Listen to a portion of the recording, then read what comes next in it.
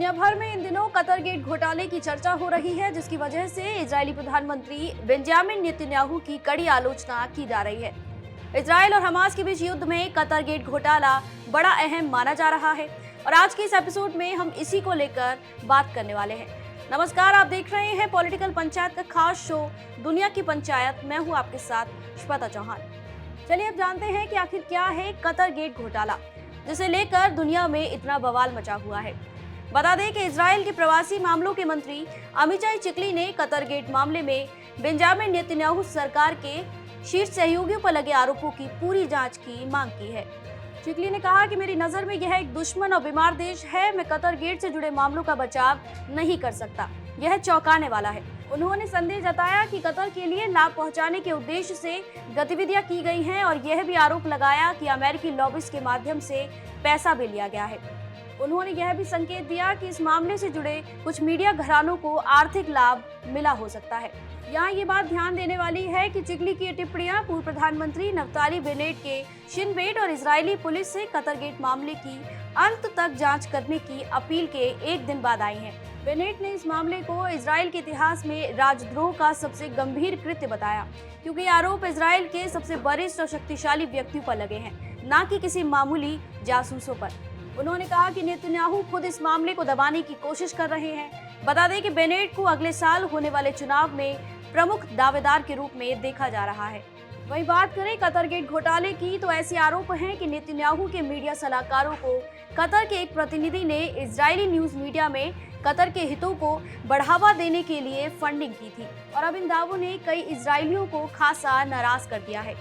यहाँ ध्यान देने वाली बात यह है कि कतर हमास के नेताओं की मेजबानी करता रहा है और उस पर हमास को फंड देने के भी आरोप लगे हैं। यह विवाद और भी ज्यादा इसलिए भड़क गया है क्योंकि हाल ही में नेतन्याहू ने इजरायल की आंतरिक सुरक्षा एजेंसी शिन बेट के प्रमुख को बर्खास्त करने की कोशिश की थी और ये वही शिन बेट है जिसने नेतन्याहू के सहायकों के खिलाफ जांच की शुरुआत की थी।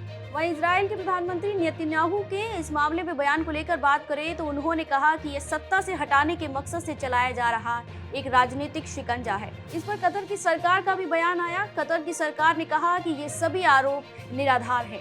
इस मामले में न्यूयॉर्क टाइम्स की रिपोर्ट कहती है कि अदालती दस्तावेजों के मुताबिक पुलिस इस बात की जांच कर रही है कि नेतन्याहू के दो सहायकों जोनाथन ओरेच और एली फेल्डस्टीन ने क्या इजरायली न्यूज मीडिया में कतर की सकारात्मक छवि को बढ़ावा देने की कोशिश की है या फिर नहीं। इस रिपोर्ट में यह भी कहा गया है कि वे एक तीसरे व्यक्ति के साथ काम कर रहे थे जिसका नाम रिकॉर्ड में नहीं है। इस कतर घोटाले का इजरायल फिलिस्तीन वॉर से कनेक्शन इसलिए है क्योंकि मिस्र और कतर दोनों ही 2023 के अंत से हमास और इजरायल के बीच मध्यस्थता करते रहे हैं। कोर्ट में जो डॉक्यूमेंट्स पेश किए गए हैं उनमें कहा गया है कि यह धारणा बनाने की कोशिश की गई है कि गाजा में सीज फायर करने के लिए कूटनीतिक प्रयासों में कतर ने मिस्र से ज्यादा महत्वपूर्ण भूमिका निभाई, जबकि कतर की सरकार ने अपने बयान में इस दावे से इनकार किया और मिस्र की निर्णायक भूमिका की सराहना की। इस कतर घोटाले मामले में इसी साल मार्च में जोनाथन ओरेच और फेल्डस्टीन को गिरफ्तार किया गया था। हालांकि कई पाबंदियों के साथ अप्रैल महीने के आखिरी हफ्ते में उन्हें हिरासत से छोड़ दिया गया।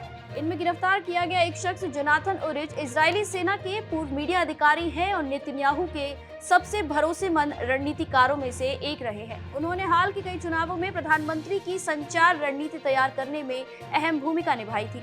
ऐसे में शक पैदा होना लाजमी है। इस पूरे मामले पर गौर फरमाएं तो हम पाते हैं कि कतर गेट सिर्फ एक भ्रष्टाचार या लॉबिंग का मामला नहीं है, बल्कि यह इजरायल की आंतरिक राजनीति, उसकी सुरक्षा संस्थाओं और युद्ध से जुड़ी नैतिकता, तीनों पर एक सवाल है। आप खुद ही सोचिए कि जिस देश से हमास को फंडिंग मिलती रही हो, उसी कतर के हित अगर इजरायली सरकार के सबसे वरिष्ठ अधिकारियों द्वारा आगे बढ़ाए गए हो तो यह सीधा सीधा राष्ट्रीय सुरक्षा की चूक का मामला है। प्रधानमंत्री नेतन्याहू कह रहे हैं कि यह एक राजनीतिक साजिश है, लेकिन उनकी ये बातें भी शक के घेरे में है, क्योंकि अगर आरोप निराधार हैं तो शिन बेट के प्रमुख को हटाने की कोशिशें क्यों की गई थी। इससे तो इजरायल में समाज का भरोसा अपनी ही सरकार से उठ जाएगा। दूसरी तरफ कतर भी डबल गेम खेलता दिख रहा है। एक तरफ हमास को फंडिंग तो दूसरी तरफ इजरायल के साथ बातचीत करके विश्व में अपनी छवि एक प्रभावकारी मध्यस्थ के रूप में दिखाना। अगर ये आरोप साबित हो जाते हैं तो इससे दुनिया को ये पता चलेगा कि कोई देश राजनीति के लिए किस हद तक गिर सकता है। आज के इस एपिसोड में बस इतना ही। आप देख रहे थे पॉलिटिकल पंचायत।